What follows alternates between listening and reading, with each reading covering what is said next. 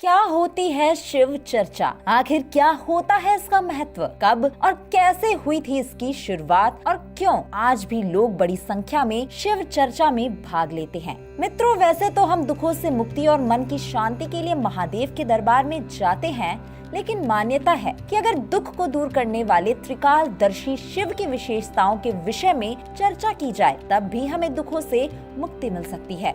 क्योंकि शिव संहार के देवता हैं, तो जीवन में आने वाली हर विपदा को हर लेते हैं। इसलिए आपको किसी भी धाम जाने की जरूरत नहीं। आइए आपको बताते हैं कि आखिर शिव चर्चा मुख्य रूप से किसे कहते हैं।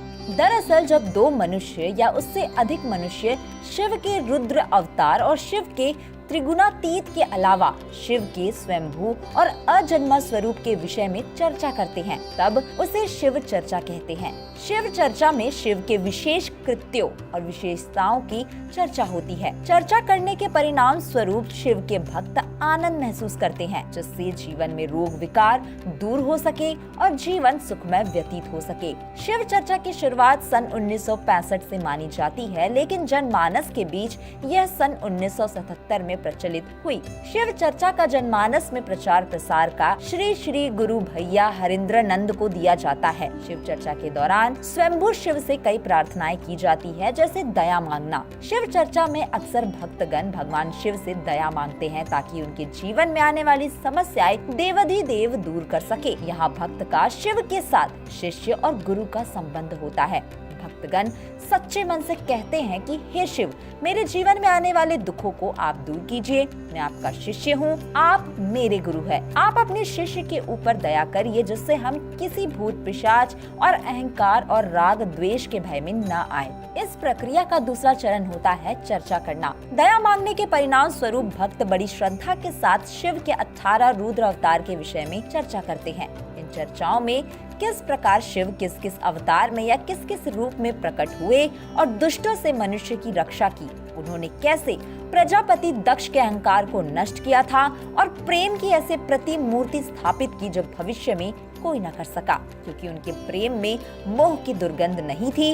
उनका प्रेम निराकार और निष्पक्ष शुद्ध जल की तरह था, जिसका जल सभी पशु पक्षी मानव दानव उपयोग कर सकते हैं, वो भी बिना किसी रोक टोक के। इसमें तीसरा चरण होता है नमन करना। शिव के गुरु रूप की चर्चा करने के बाद अंत में शिव भक्त शिव को नमन करते हैं, जिसमें कहा जाता है, हे शिव, यदि मुझ में शिव चर्चा के दौरान कोई त्रुटि हुई हो, इस त्रुटि को आप क्षमा करिएगा। मैं आपका अज्ञानी भक्त हूँ और भक्तों से कोई ना कोई त्रुटि जाने अनजाने में अवश्य हो जाती है, इसलिए आप अपने शिष्य पर दया की दृष्टि बनाए रखें। मैं नतमस्तक होकर आपके चरणों में अहंकार और भोग विलास की वस्तुओं का त्याग करने के लिए आपसे आशीर्वाद मांगता हूँ, जिससे मैं आध्यात्मिकता की ओर अग्रसर हो सकूं। शिव चर्चा में शिव को नमन करने की दो विधियां अपनाई जाती है। पहली विधि है माला के माध्यम से और दूसरी विधि है जाप के माध्यम से। अब प्रश्न आता है कि आखिर इस शिव चर्चा से मनुष्य को क्या लाभ? तो मान्यताओं के अनुसार शिव चर्चा से होने वाला सर्वप्रथम लाभ ये है कि इससे आपके मन में होने वाले विकार का क्षय होगा, यानी बुरे ख्याल कम हो जाएंगे। साथ ही साथ मन में होने वाले विकार नष्ट होने लगेंगे। परिवार में जो आपसी रंजिश की समस्या होती है वह भी दूर होगी और परिवार में एकता की भावना पैदा होगी। इसके अलावा जिस निसंतान दंपति को संतान की प्राप्ति नहीं हो रही, शिव चर्चा के बाद उसकी सूनी गोद खिलखिलाते बच्चों से भर जाएगी। शिव चर्चा शिव भक्तों के लिए शिव से जुड़ने का सबसे अच्छा माध्यम माना जाता है, जिसमें शिव के विशेष स्वरूपों की चर्चा होती है।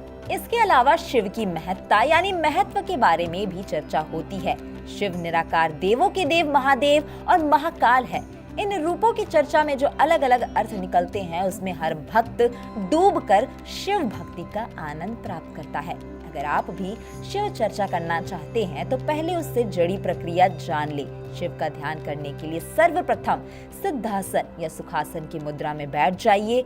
उसके बाद मूलाधार चक्र या कुंडली चक्र से सहस्त्रार चक्र की यात्रा करते हुए ओम नमः शिवाय का जाप करें। दोस्तों, इस वीडियो में फिलहाल इतना ही। मिलते हैं अगले वीडियो में एक नई कहानी के साथ।